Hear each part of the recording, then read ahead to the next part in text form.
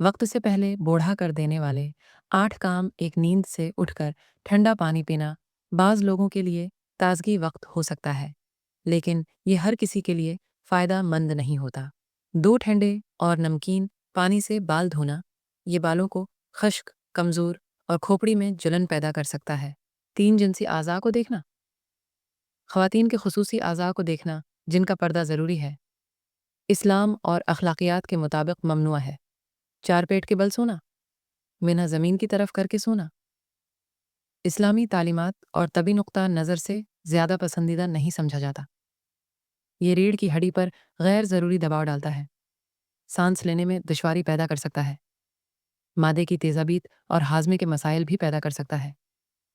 پہنے ہوئے کپڑے سے منہ صاف کرنا، پہنے ہوئے کپڑے اکثر جراثیم اور گرد و غبار سے آلودہ ہو سکتے ہیں، جو چہرے کی جلد کے لیے نقصان دہ ہو سکتا ہے۔ 6 زیادہ جمع کرنا، 7 کھانے پینے میں تنگی کرنا، کھانے پینے میں ضرورت سے زیادہ تنگی کرنا اسلامی اور طبی لحاظ سے نقصان دہ ہے۔ اسلام اعتدال کا درس دیتا ہے، اور طبی ماہرین کے مطابق کم خوراکی سے جسم کمزور اور بیمار ہو سکتا ہے۔ بہتر صحت کے لیے متوازن غذا ضروری ہے۔ 8 زیادہ پریشانی اور مصیبتوں کا لاحق ہونا انسان کی آزمائش کا حصہ ہے، لیکن اسلام صبر، دعا اور اللہ پر بھروسہ کرنے کی تلقین کرتا ہے۔